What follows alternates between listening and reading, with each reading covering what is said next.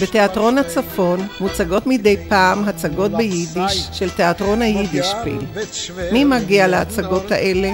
מה מקומו של תיאטרון היידי היום?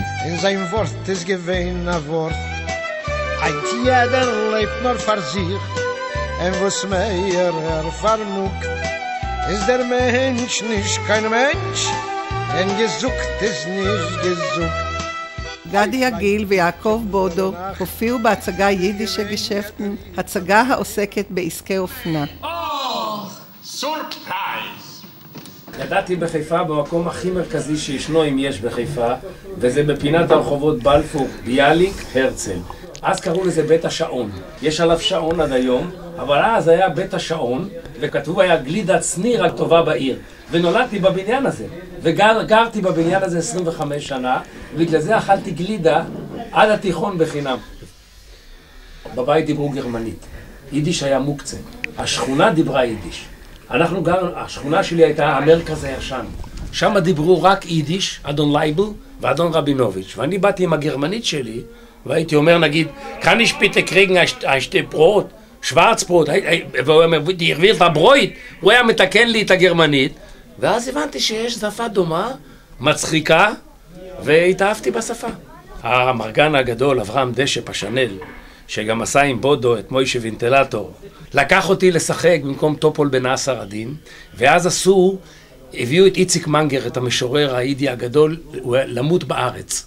ופשנל עשה ערב שירי החומש, שכתב איציק מנגר, שלחו אותי במיוחד ללמוד את הטקסט הזה, למדתי אצל שמות סנין, הוא היה עורך הלצטן אייס, העיתון היידי הגדול, והוא לימד אותי, עוד חי, הוא בן 100. הוא חי, הוא בן 100, בלי עין הרע. Warum die beste Designerin in ganz New York? Ja, aber wir kennen nicht mehr alten die Designer. Ich kenne ja. Wieso?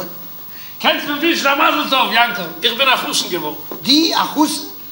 Gehst du nur mit Miss Goldschmidt? Wo soll sie bei dir gefunden? Ich weiß euch nicht, aber soll sie sichern, איפה wird sie gefunden.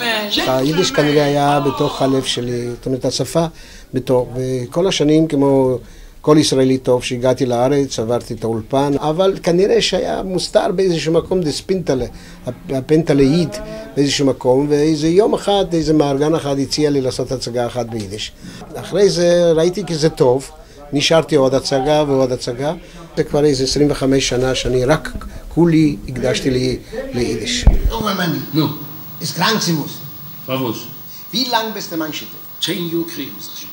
Nein, zum ersten Mal bist du Maske mit mir. Weil wir packen ein Glick, der Robert Schnaps hat ihn gebracht, noch zu. Ja, weil die hast du ihn engagiert. Ich?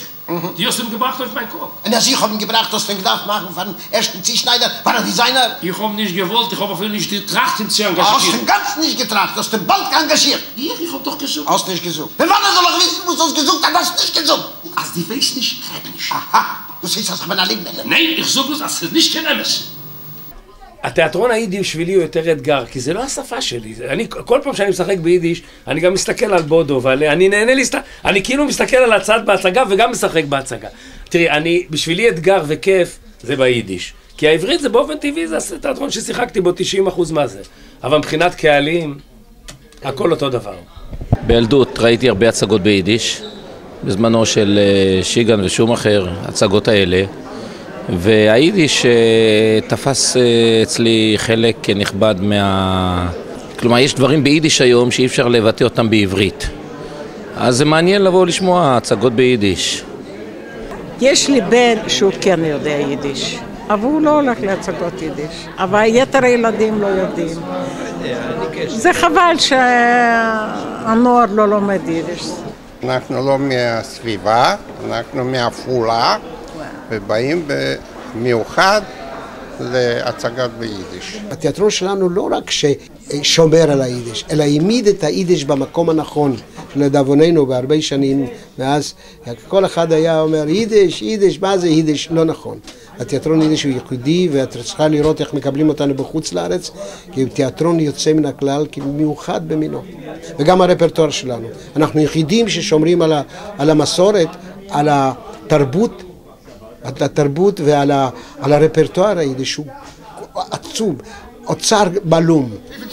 Noch 20 Minuten. Dann hab ich Text. Ich kann nicht kagieren. Ich hab euch nicht. Ich euch nicht. Ich euch nicht. Nee, ich kann helfen. Ihr? Ja, weil ich halt, als die Firma Potash in Perlmutter ist die größte Firma in Amerika. Mit mir als Advokat. שחקנים לא פורשים לעולם, רק שתדעי. יש להם שתי אלטרנטיבות, או למות על הבמה, או להמשיך לשחק עד המוות.